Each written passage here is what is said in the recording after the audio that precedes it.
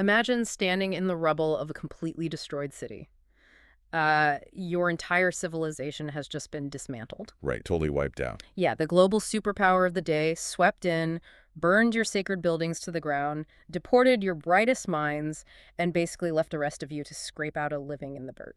It's bleak. Very Yeah. bleak. Exactly. So you are this tiny, insignificant speck on the absolute fringes of a massive new empire.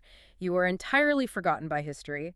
And then a man steps up to a makeshift podium in the ruins, but instead of giving you a practical political strategy or, a military alliance, he starts talking about ghost horses patrolling the earth. Right, and flying scrolls the size of houses. Yes, flying scrolls and like women trapped in lead-covered baskets. It's wildly disorienting. It really is. Well, welcome to the deep dive. Today we are taking you on a journey into one of the most disorienting, brilliantly layered, and just wildly symbolic texts of the ancient world. We are pulling all our insights today from a really comprehensive document titled Survey of Zechariah by Chris R. Velasquez. And it is a text that completely defies our modern expectations of how history and theology are supposed to work. Like, we want clean timelines. Oh, absolutely. Give me a bulleted list. Right. But Zechariah gives us this barrage of apocalyptic imagery instead. Which is why our mission today is to decode the book of Zechariah. It sits as the 11th book of the 12 minor prophets in the Hebrew canon, right between Haggai and Malachi. And here is the hook for you, the listener. You do not need to be a biblical scholar to find this fascinating. Not at all. This text is an absolute masterclass in how an oppressed, impoverished community used surreal, brilliant imagery to contest massive imperial power, redefine what social justice actually means, and envision a future where the dirtiest, most ordinary parts of your daily life become completely sacred. Yeah, it's profoundly subversive. Okay, let's unpack this. Because if you just sit down and read Zechariah cold, it honestly feels like you are reading an ancient fever dream. It really does. It sounds like a surrealist film. Yeah, like something out of a sci-fi movie. But the survey we are working from makes a compelling case that this isn't just weird art for the sake of being weird. It's a tightly woven, socio-political masterpiece. And what's fascinating here is that we don't even have to get into the poetry to understand the thesis of the book. The very name of the prophet gives us the ultimate clue to the entire project. Really? Just his name? Just his name. In Hebrew, Zechariah literally translates to YHWH remembers, or the Lord remembers. Oh, wow. Yeah. And that specific concept, divine memory, that serves as the architectural blueprint for the entire text. I mean, think about it. This is a community that feels entirely erased. Right. They have been swallowed by the Babylonian Empire, and now they're swallowed by the Persian Empire. They feel forgotten by history, forgotten by the global economy, and most painfully, they feel forgotten by God. So his name is basically a billboard. Exactly. This man steps onto the scene, and his literal name is a theological counterclaim. No, he remembers. I want to hold on to that idea of being forgotten, because before we can make any sense of the flying scrolls or, the apocalyptic night visions, we really have to understand the dirt they were standing on. We have to look at the shadow of the empire. Right, because you can't understand the medicine if you don't understand the disease. So let's talk about the timeline that created this trauma. The survey points us back to 586 BCE. That is the year the Babylonians utterly destroy Jerusalem. It's total devastation. They burn the first temple, they take the skilled workers, the elite, the royal family, and drag them all off into exile. And it is impossible to overstate the psychological devastation of 586 BCE. I mean, in the worldview of the ancient Near East, a military defeat wasn't just a political loss. It meant something bigger. It was a cosmic verdict. If your city walls are breached and your temple is burned, the underlying assumption is that your god is either dead, defeated by the Babylonian gods, or has completely abandoned you. So your entire identity is shattered. Completely shattered. It's a total collapse of their universe. But then, history shifts. We fast forward about 50 years to 539 BCE, and the Babylonian Empire falls to Cyrus the Great, the king of Persia. A huge geopolitical earthquake. Yeah, and Cyrus has a completely different public relations strategy, doesn't he? He really does. Instead of deporting people, his policy is to send displaced peoples back to their homelands to rebuild their local temples. Which sounds incredibly generous. It does, but there's a catch. They have to remain loyal taxpayers to Persia. Of course. Always taxes. So a small remnant of these Judean exiles takes the offer and goes back to Jerusalem. Then we move forward again to 520 BCE, which is explicitly when Zechariah begins his ministry during the reign of the Persian king Darius I. And here's where we really have to manage our historical expectations. How so? Well, the people who returned, they didn't walk into a glorious independent kingdom. They walked into a province called Yehud. And Yehud was incredibly small, economically strained, and religiously fragile. So it wasn't a grand homecoming? Not at all. It was just a tiny sub-district within a massive Persian satrapy called Abar-Nahara, which basically translates to beyond the river. They were an absolute speck on the western edge of the greatest empire the world had ever seen up to that point. The archaeological reality detailed in the survey is what really grounds this for me. There is this famous artifact called the Cyrus Cylinder. Oh, yes. A crucial piece of history. For you listening, it's this clay barrel inscribed in Babylonian cuneiform dating to around the time Cyrus conquered Babylon, and it is basically the ultimate piece of ancient imperial propaganda. It's his press release. Exactly. Cyrus is bragging about how he restored all these ruined sanctuaries and brought the gods back to their temples across the empire. It paints him as the great liberator. Yes, the ultimate benevolent dictator, chosen by the divine to restore order to the world. But, and the survey points out this glaring omission, the Cyrus Cylinder lists all these cities and cult centers he restored, but it never mentions Judah. Never mentions it. It never mentions Jerusalem or YHWH. The royal Persian court didn't even bother to name this place. That is how utterly insignificant Yehud was to the global power players. It's basically a rounding error to them. Right, and the physical archaeology we dig up in Jerusalem from the Persian period backs this up completely. You don't find massive monumental architecture. You don't find sprawling city walls. You find a vastly reduced, struggling, sparse settlement. Exactly. I mean, we do have some archaeological finds, these things called Yehud stamp impressions. What are those? They're seals stamped onto the handles of clay storage jars. They're largely found at a site called Ramat Rol, which functioned as an administrative tax center just outside Jerusalem. Okay, so there was some economy. Right. These stamps tell us a very specific story. There was a functioning local bureaucracy. People were farming, they were storing grain, and they were paying taxes. But every ounce of that economic output was happening under the suffocating heavy thumb of the Persian imperial machine. I'm trying to picture the daily reality of this. It feels like the ancient equivalent of a bankrupt, struggling mom-and-pop hardware store trying to keep the lights on while operating in the direct shadow of a monopolistic, trillion-dollar global megacorporation. That is a perfect analogy. Right. You've got this tiny community in Yehud patching together a ruined city, trying to rebuild a temple out of literal rubble. Meanwhile, thousands of miles away, the Persian kings are building these unfathomably huge, opulent palaces at Persepolis. Complete with massive stone columns and endless wealth. So I have to push back a little here. If Persia is so big and Yehud is so small that they don't even make the footnotes of the imperial monuments, isn't it kind of delusional for Zechariah to be standing in the rubble talking about a grand cosmic restoration? It seems like it, doesn't it? I mean, who do they think they are? If I'm a Persian bureaucrat listening to this guy, I'm just laughing at him. It looks completely delusional from the outside. You are absolutely right. But to understand why Zechariah is saying this, we have to look at the mechanics of ancient honor and shame. Okay, unpack that for us. Well, in the modern Western world, we tend to view reality through the lens of individual rights and personal wealth, right? But the entire culture of the ancient Near East operated on a profound honor and shame dynamic. Explain how that mechanism actually works in this specific context. Honor is your public standing. It is your right to exist. It is your perceived value in the eyes of your neighbors. If you lose your honor, you lose your protection, your trade partners, your identity. So it's survival. Exactly. This post-exilic community in Yehud is deeply, profoundly shamed. They are a subjugated people. They have zero political autonomy.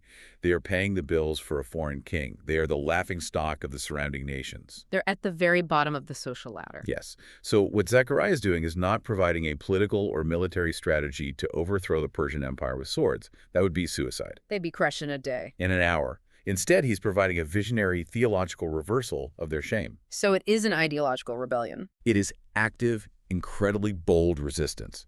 And the survey points us toward a very specific piece of Persian art to really understand this.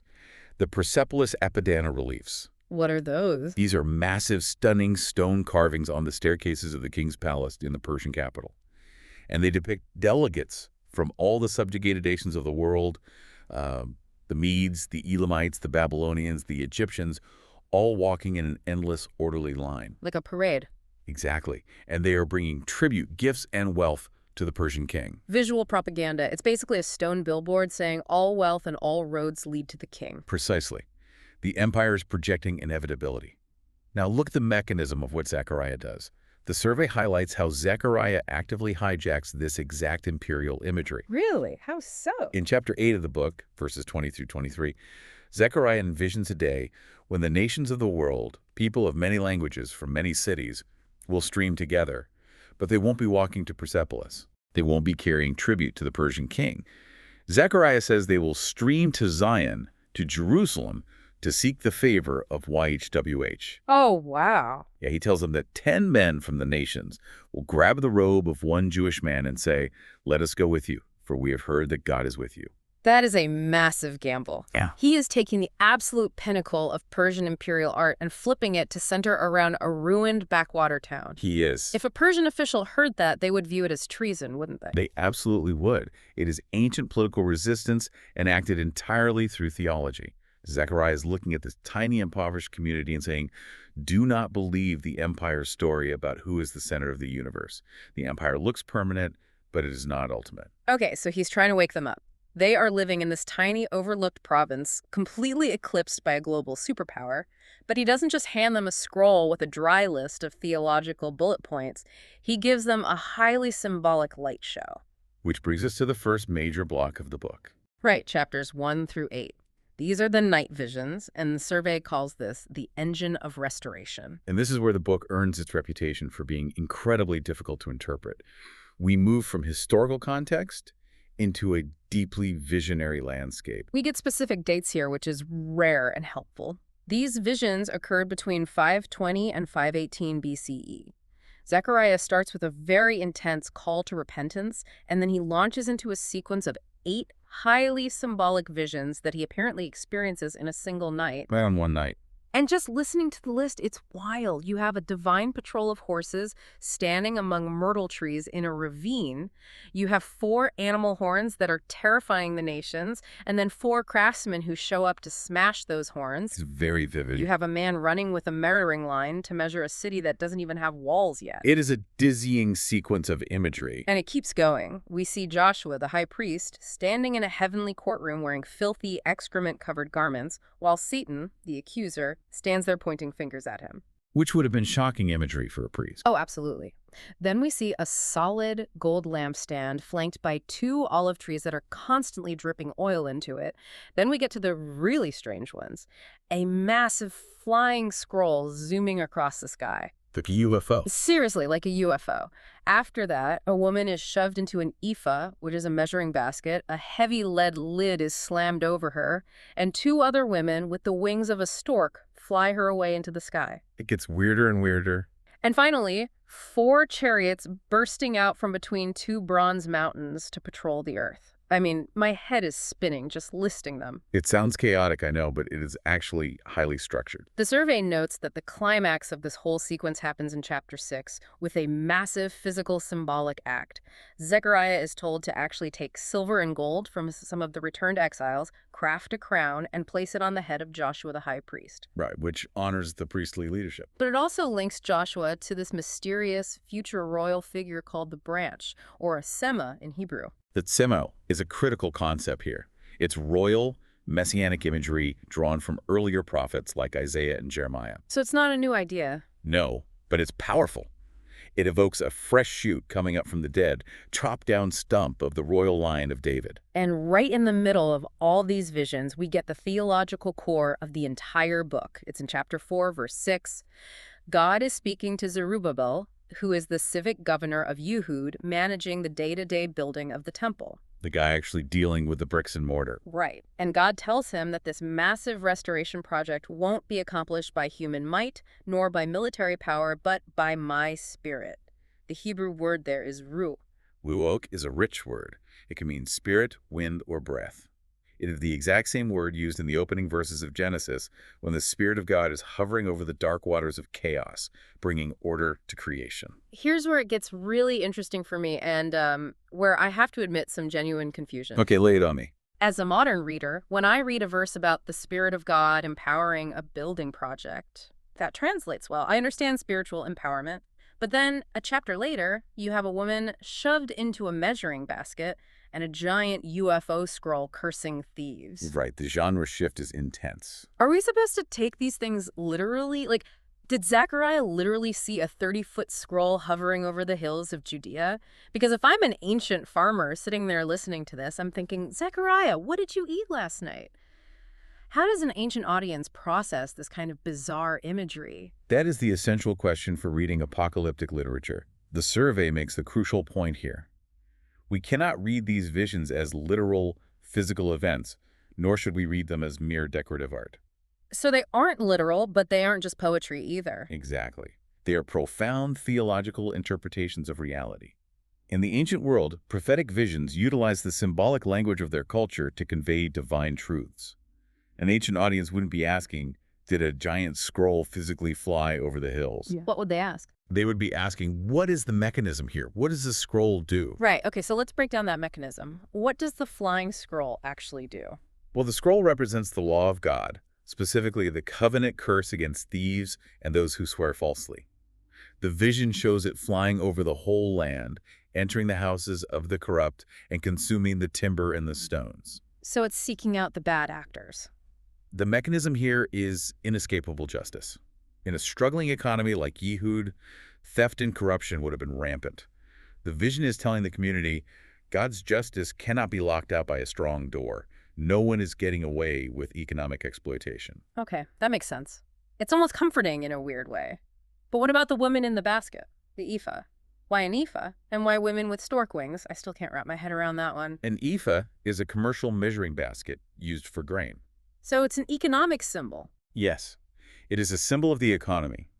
The woman inside represents wickedness, specifically the economic exploitation, the false weights, and the idolatry that caused the Babylonian exile in the first place. And she gets shoved inside it. Right. The vision shows her being shoved into this basket, sealed with a heavy lead weight so she can't escape, and flown back to the land of Shinar, which is Babylon. Oh, wow. Babylon is where the exile happened. So it's saying the systemic wickedness that ruined our society is being actively quarantined and deported back to the empire of chaos where it belongs. Exactly. You see how the symbols work?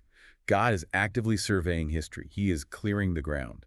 The high priest's filthy garments are removed, representing the cleansing of the priesthood.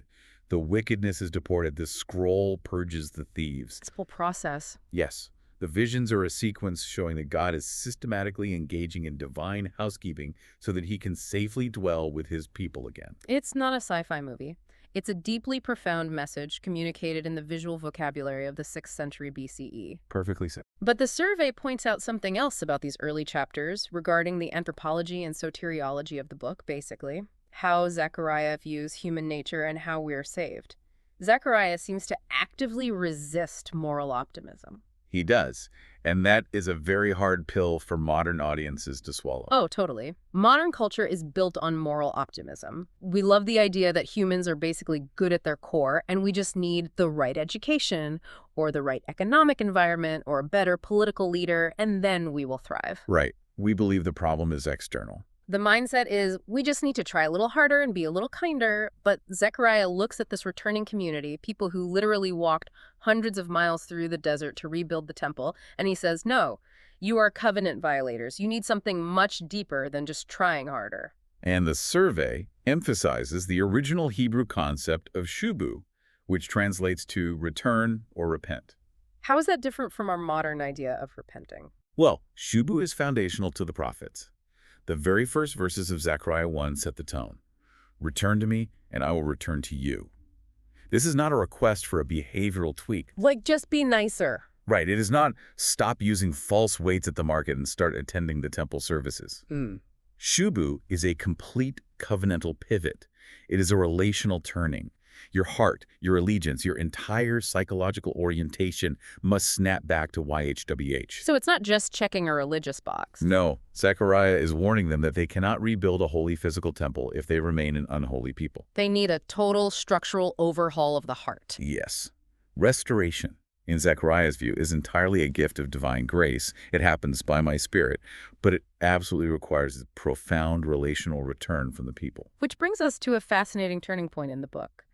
The night visions do an incredible job of establishing God's cosmic power and his plan to purge the land. But then 2 years pass? Right, time moves on. It's now 518 BCE. And something happens that completely shifts the focus from the heavens, right down to the dusty, sweaty reality of the streets. So we have these cosmic visions promising that God is going to clean house. But then, if I'm a regular guy living in Yehud 2 years later, I'm looking at my calendar and I have a very practical question. A very human question. Exactly. This brings us to chapters 7 and 8, which the survey titles Fasting, Justice, and the Ethics of the Community. This is where the high-level theology hits the actual dirt of daily life. Set the scene for us. For 70 years, ever since the first temple was destroyed by Babylon, the Jewish people had been observing these annual intense fasts to mourn the destruction. 70 years is a long time. It's multiple generations. Right. In the 5th month and the 7th month, they would weep, they would starve themselves, they would recall the trauma of the siege and the exile. It became deeply ingrained in their culture. It was part of who they were. But now, they are back in the land. The second temple is literally under construction. You can hear the hammers. So a delegation comes to Zechariah and the priests, and they ask a procedural question. Should we keep fasting and weeping in the 5th month since we are actively rebuilding the temple? Do we still need to do the sad rituals? And on the surface, it's a perfectly reasonable religious question. They are asking for a ruling on how to update the liturgical calendar. It makes complete sense. The building is going up. Can we stop crying about the building falling down? But God's response through Zechariah is shocking. He doesn't give them a yes or no about the calendar. He completely upends their framework. He turns the question back on them. It is a massive sociological critique. God essentially says to them, when you fasted and mourned for 70 years, were you really fasting for me? Or were you just feeling sorry for yourselves? And when you eat and drink, aren't you just doing it for yourselves?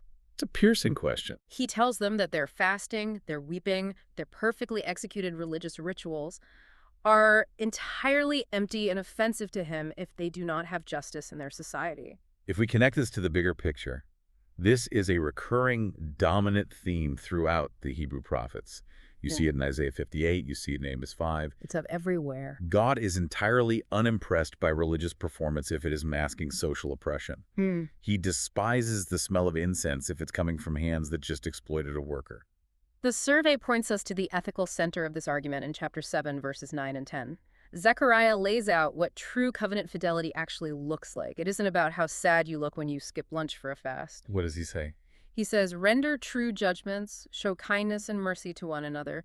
And then he gets devastatingly specific. He commands them not to oppress the vulnerable. He explicitly names 4 groups: the widow, the fatherless, the sojourner or foreigner, and the poor. And we have to unpack those 4 groups, because they aren't just random examples. Why those 4? In the ancient Near East, the widow, the orphan, the foreigner, and the poor represent the 4 classes of people who possessed absolutely zero social safety net. None at all. None. They had no male protector in a patriarchal society. They owned no land in an agrarian economy. And they had no legal standing in the courts. They were entirely at the mercy of the community's goodwill. How a society treats those specific 4 groups is the ultimate, non-negotiable litmus test of its morality in the biblical framework. I was trying to think of a modern analogy to capture how jarring this response would have been to the people asking about the fasts. It feels like a modern corporate PR scandal. Oh, I like that. How so? Well, imagine a massive mega corporation, and they are in the middle of a huge public relations crisis. The brand is suffering, so the board of directors calls in a high-level independent auditor to help them fix things. And the executives ask the auditor, hey, while we're trying to rebuild the brand, should we still hold our annual multi-million-dollar charity gala? We usually wear tuxedos and look very philanthropic. Will that help our image? Right, trying to manage the optics. Exactly. And the Mhm. auditor looks at their books, looks at their supply chain and says, stop the charity gala, cancel the tuxedos, stop the PR stunts. You need to stop exploiting your factory workers overseas. You need to pay a living wage, and you need to stop dumping toxic waste into the municipal water supply. The gala is an insult until you fix the supply chain. That is an incredibly apt analogy. And just like that modern auditor is looking at the economic supply chain, Zechariah is looking at the social supply chain. He says to them, "You want a holy building, but your widows and orphans are starving in the streets outside the construction zone. You cannot put a gold roof on a rotten social foundation." Wow. The mechanism of holiness in Zechariah isn't just about geography or architecture. It is inextricably linked to social equity. It's a devastating pivot. You can imagine these men coming with this simple calendar question and getting blasted with a critique of their entire socioeconomic system. But this reveals something beautiful about God's priorities in this text. In Zechariah, holiness and justice are inseparable. You cannot have a holy space without a just society. What is brilliant is the transition that happens right after this critique. What happens next? In chapter 8, only after God demands justice, only after he demands an end to the oppression of the vulnerable, does he promise restoration. And the imagery he uses for that restored city is so different from what you would expect. It's not a promise of a massive military or walls made of diamonds. No, it is deeply, profoundly human. God promises that Zion will become a city of truth. And the picture of peace he paints is stunning in its simplicity. He says that older men and older women will once again sit safely in the squares of Jerusalem, each with a staff in their hand because of their great age, and the streets of the city will be full of boys and girls playing. That is such a specific, ordinary image. Old people sitting on benches and kids playing tag. Why is that the ultimate vision of restoration? To understand the power of that image, you have to remember what this community survived. In the ancient world, when an empire lays siege to your city, when they cut off the food supply, when the walls are breached, when the violence starts, who are the first casualties? The ones who can't run. Exactly. It is the elderly who cannot fight or flee, and the children who succumb to famine and disease. They are the most vulnerable. So for Zechariah to prophesy a future where the elderly are living to a ripe old age and sitting safely in the open squares, and where children are playing freely without fear, it means the city is completely, totally at peace. It means the siege is truly over. It is secure. It is a society that has finally learned to protect its most vulnerable members. That is just incredible. It moves from these cosmic, terrifying visions of flying scrolls right down to kids playing in the street. It's a beautiful arc. But then the book takes a massive, jarring turn. We move from the dirt of Yehud into an entirely different landscape. Having settled the immediate issues of rebuilding the temple and establishing community ethics, the book suddenly tears open the fabric of time to look at the distant, ultimate future. And this is where things get really complex. Yeah, the tone changes so drastically that it has sparked a massive scholarly debate. This covers chapters 9 through 14 of the survey. Yes, the literary shift here is one of the most studied and debated phenomena in biblical scholarship. It is a hard pivot. Walk us through why scholars get so worked up about this. What actually changes in the text? It is a legitimate, complex debate. When you read chapters 1 through 8, they are firmly anchored in the historical ministry of Zechariah the person. We have highly specific dates: the 8th month of the 2nd year of Darius, the 4th day of the 9th month of the 4th year of Darius. Very precise. Very. We have specific historical figures walking around. Joshua the high priest, Zerubbabel the governor. The prose is structured. The visions have a clear pattern. But the moment you cross the threshold into chapter 9, the dates completely vanish. Just gone. The specific Persian-era historical figures disappear. The style shifts abruptly from prose and structured visions to highly poetic, sweeping, chaotic oracles. The survey notes that chapters 9 through 14 consist of 2 large oracles or burdens, and most contemporary scholars view this entire section as a multi-stage composition. They suggest that these latter chapters might reflect the work of one or more additional authors or editors from later periods, stretching out of the Persian era and into the early Hellenistic period, around the time Alexander the Great starts marching across the map. Yes, the historical allusions in these later chapters seem to point to a later geopolitical reality. Though it is crucial to note, as the survey does, that while there may be different prophetic voices or editorial hands involved over a span of centuries, these chapters were intentionally preserved, edited, and stitched together as one canonical thematic whole. So it's not just a random collection of ancient scrolls that fell into a pile and got stapled together by accident? Not at all. There is a grand, intentional architectural design to the book. The editors, or later prophets who compiled this text, saw it as a necessary continuation of Zechariah's original theological vision. They were building on his foundation. Exactly. They took the themes from chapters 1 through 8, the role of the temple, the return of the divine presence, the purging of corrupt leadership, the outpouring of the Spirit, and they extended those themes into the ultimate eschatological future. Let's talk about that future, specifically the first oracle, which covers chapters 9 through 11, Yeah. because this is where things get incredibly uncomfortably familiar for anyone who has ever read the New Testament. Oh, absolutely. In chapter 9, verse 9, we get this sudden introduction of a king coming to Jerusalem. But he's not a typical chest-thumping conqueror. The text says he is righteous and having salvation, but he is humble and mounted on a donkey, on a colt, the foal of a donkey. He comes to speak peace to the nations. A very different kind of king. But then, just 2 chapters later, in chapter 11, the mood darkens completely. We get this intense, rejected shepherd motif. The prophet is acting out the role of a shepherd trying to lead a doomed flock. There is a mutual rejection, a betrayal, and it involves the shepherd being paid off with exactly 30 pieces of silver, which are then sarcastically thrown into the house of the Lord, to the potter. The whiplash between the triumphant, humble king bringing world peace and the betrayed, rejected shepherd being sold out for the price of a slave is striking.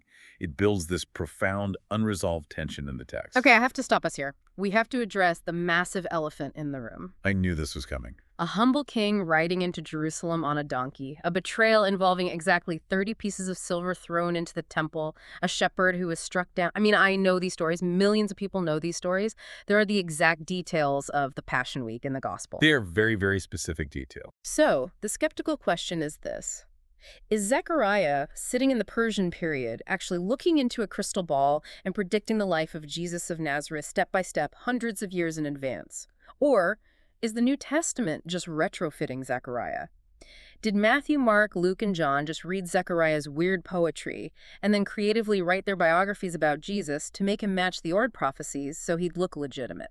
This raises an important question. In fact, it is perhaps the single most critical interpretive question for Christian theology regarding how the Old and New Testaments interact.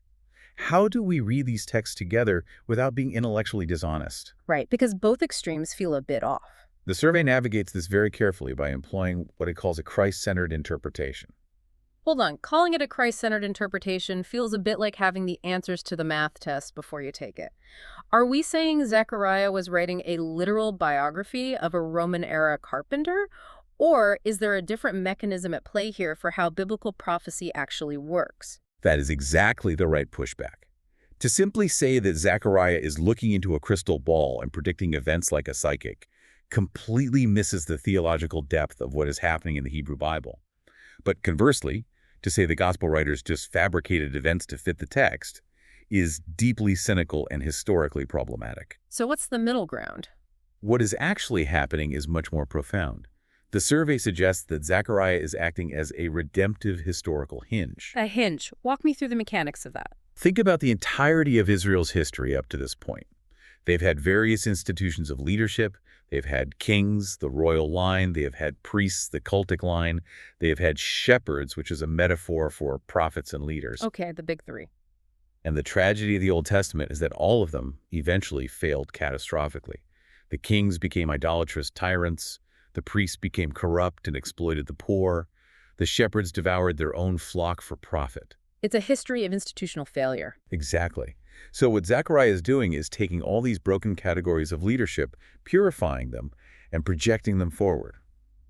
He is building a profile of an ultimate eschatological figure who will finally get it right. He's not writing a biography, he's writing a job description. Exactly. That is a brilliant way to put it. He is furnishing the categories for understanding the Messiah's identity. He builds a multifaceted, highly complex profile.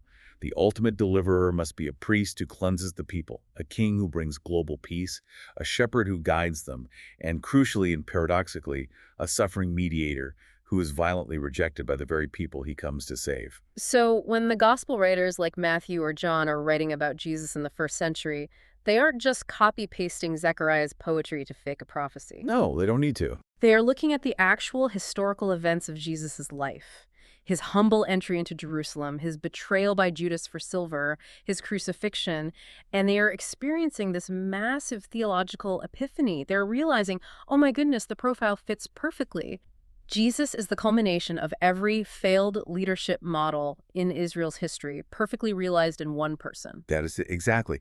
Jesus fulfills the theological architecture that Zechariah constructed centuries earlier. That makes so much more sense than just viewing it as a magic trick. The survey also mentions a really fascinating interpretive debate that proves just how deeply the first-century Jewish world studied and debated Zechariah's texts. In the Gospel of Matthew chapter 23 and Luke chapter 11, Jesus is giving this blistering critique of the religious leaders of his day. Oh, right. He talks about how they will be held responsible for all the righteous blood shed on earth. And he uses a specific phrase, from the blood of righteous Abel to the blood of Zechariah, whom you murdered between the sanctuary and the altar. Ah, right. I've heard of this debate.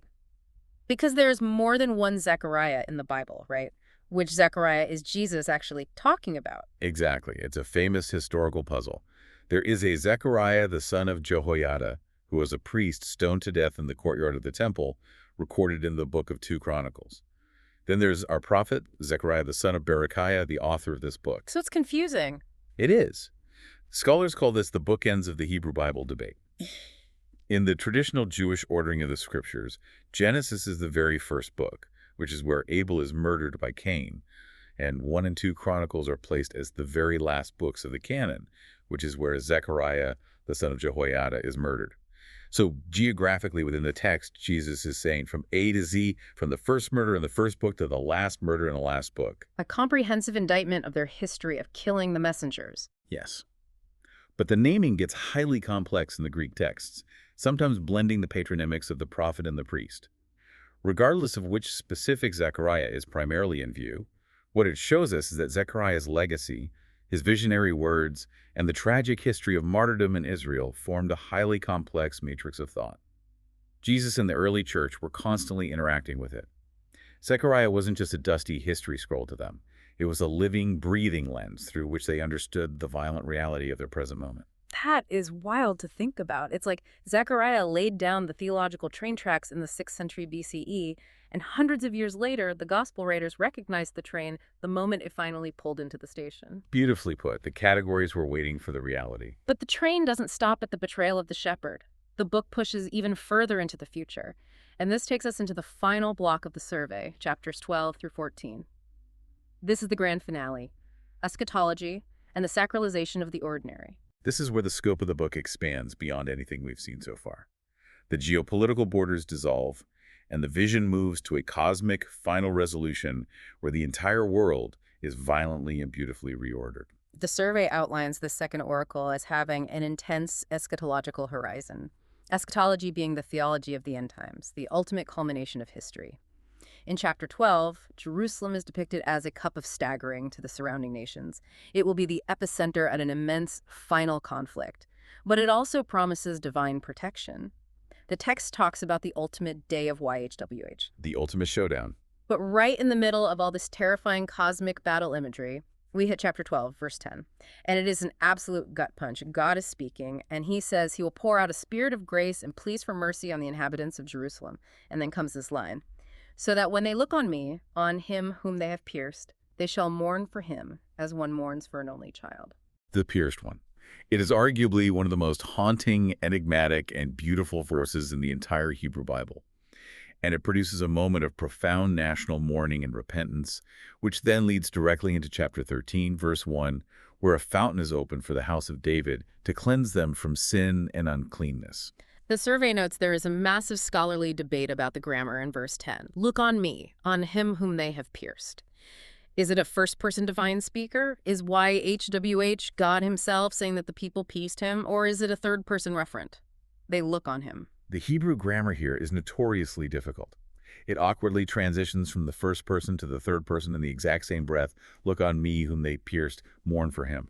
Scholars have wrestled with this for millennia, but theologically that grammatical tension is incredibly vital. How so? It suggests a mysterious, profound identification between YHWH and the stricken shepherd. To strike the shepherd is, in some unfathomable way, to strike God himself. It is an astonishing anticipation of the incarnation, the idea that God would take on flesh, and the cross. This is why the Gospel of John quotes Zechariah 12:10 directly at the crucifixion. In the exact moment when the Roman soldier pierces Jesus' side with a spear, John is saying, here it is, the piercing of God. It's just layer upon layer of meaning, but what blew my mind the most is the absolute climax of the entire book. We've had all these epic battles, we've had a fountain of cleansing, we've had shepherds struck with swords, and where does the book end? How does Zechariah wrap up this cosmic, world-altering vision?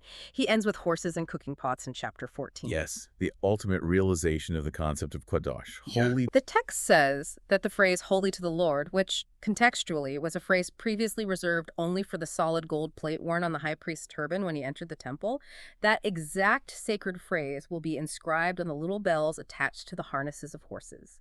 And it says the ordinary cooking pots in the everyday houses of Jerusalem will be as sacred as the bowls used before the altar of sacrifice. It is an incredible total democratization of holiness. So what does this all mean? I was trying to wrap my head around the scale of this shift. It's like taking the highest, most classified biometric security clearance at the Pentagon, or taking the absolute most restricted VIP access pass to the inner vaults of the Vatican and suddenly applying that exact same elite, fiercely guarded, sacred status to a frying pan in a suburban kitchen. It is mind-boggling. It is intended to be mind-boggling.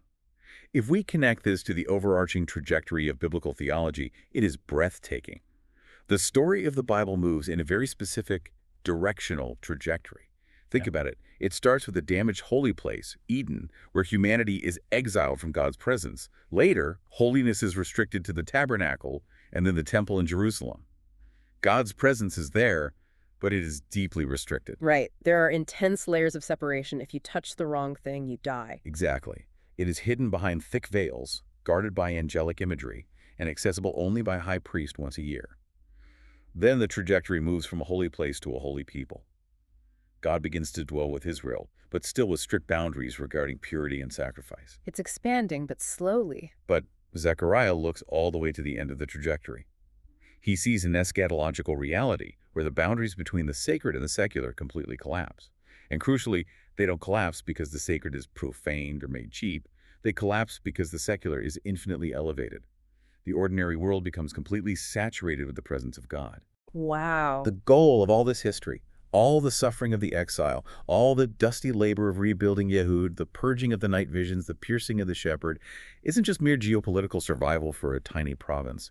The goal is holy, universal kingdom worship, where making dinner for your family in a cooking pot is as sacred an act as the high priest offering a sacrifice on the high altar. The secular is elevated. Yeah. Gives me chills. The mundane is totally transformed, which is the perfect bridge to our final question, why this matters to you today. Because we've been talking about the Babylonian exile, Persian taxes, and ancient Hebrew grammar, but a 2,500-year-old text about a tiny Persian province has to land in our actual modern lives, right? It absolutely does. If it is just ancient history, it is interesting, but it isn't transformative. Exactly. How does this apply to the listener who is sitting in traffic right now, or prepping for a stressful corporate meeting, or just at home folding laundry? Why should they care about Zechariah? The survey draws out several incredibly sharp points of contemporary relevance that cut right through modern culture. First is Zechariah's critique of performative religion and our obsession with scale. We live in a culture, both secular and religious, that is absolutely obsessed with visible success, with metrics, with going viral, with spectacle. We want the mega event. We want to build the biggest empire. We want the Persepolis Apadana relief, so we want the grand procession of everyone bowing to our success. Yes, we want the stone billboard. But Zechariah challenges that entirely. In chapter 4, during the vision of the lampstand, there's a verse that asks a piercing question. For whoever has despised the day of small things shall rejoice. Zechariah looks at this struggling, pathetic little temple project in Yehud, a building that the older people literally wept over because it was so much smaller than Solomon's temple. And Zechariah says, God rejoices to see the plumb line in the hand of Zerubbabel. God loves the small, faithful beginnings.